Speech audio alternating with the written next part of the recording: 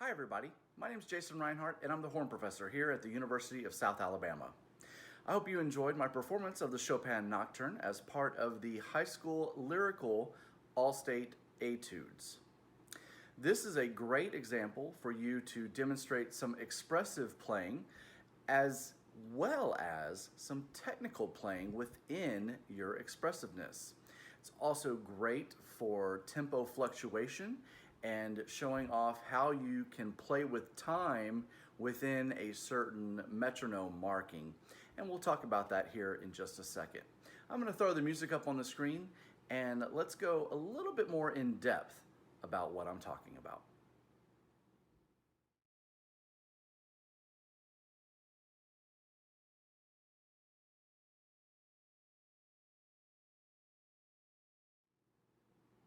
Hi everybody, my name is Jason Rinehart and I'm the horn professor here at the University of South Alabama.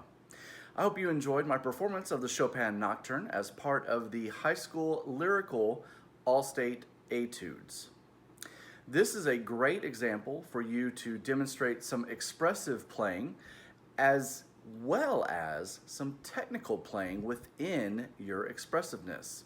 It's also great for tempo fluctuation and showing off how you can play with time within a certain metronome marking. And we'll talk about that here in just a second. I'm going to throw the music up on the screen and let's go a little bit more in depth about what I'm talking about. This piece was originally a piano piece by Frédéric Chopin. It's his Nocturne, Opus 9, number 2. The melody line of the original piano piece has been transcribed here for solo horn and piano. The tempo's marked andante, which is a normal walking speed.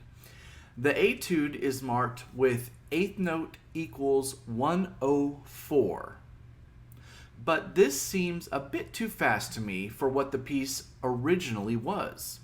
A nocturne is a piece that is supposed to be dreamlike and inspired by or evocative of the night. So I usually take this around eighth note equals 96 beats per minute, so that in the third line, I can increase the tempo to about 100 to 104 beats per minute, where it's marked poco piumoso. which means a little bit faster. There are several places in this excerpt that have tempo variants on them. There are poco retards, poco ritenutos, which should be a little bit more of a slowdown than the poco retards. You also have a poco rallentando that takes place over some rests. This allows you to exhale the air that has not been used and then to get a good breath before beginning again.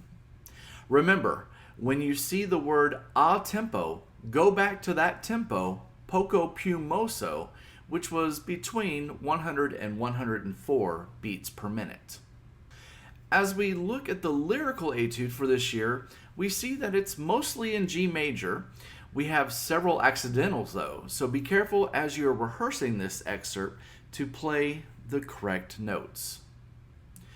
This piece starts off with the words dolce espressivo, which you should heed well. In English, that means to play this piece sweetly and expressively. When I see these words, I like to let the musical line lead me most of the time into how I'm going to play it. The crescendos and decrescendos are a guide in this excerpt, as are the dynamic markings. Don't ever play anything too loud or too soft, but be expressive. Don't just play it boring, no dynamic contrast at all. Experiment. See what sounds good to you. See what sounds good to your friends. Ask your band director to listen. Ask your private lesson teacher to listen. Try playing phrases different ways and see what you're most comfortable with, and then perfect that performance. Be careful in the second full measure that the written E is played as a 32nd note right here. Several people will play it as an 8th note. Don't be one of them. The E should be the same speed as the 4 notes after it.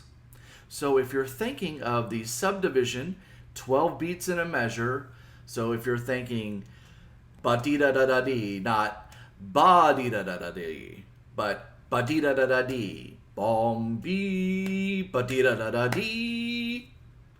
So make sure you practice that especially. That's one of the hardest rhythms in this piece, besides the ending right here, which we'll get to in a minute. In this excerpt, there are 3 times where you have to go from a D on the bottom of the staff to an F sharp on top of the staff. Here's the first time, the second time, and the third time. In my performance, you might have noticed that I lightly articulated the F sharp. The reason I chose to do that was because the word tenuto is written above it, and there's also a tenuto line above the note. I felt this needed a light articulation to get the weight of the tenuto to speak properly.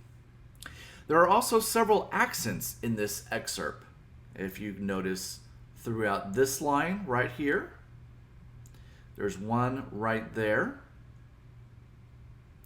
And then again, there are a few marked through this line, and then again through this line. Take care when you're performing these accents that you don't overtongue those notes.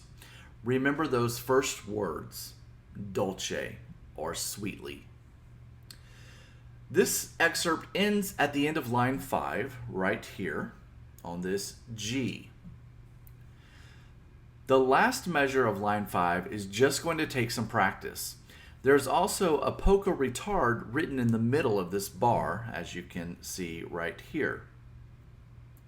My interpretation was to gradually slow down as I came down through the 32nd notes, all the way down, slowing down the tempo more and more until I got to the triplet right here, and that was the ultimate point where I finally ended slowing down into the final G.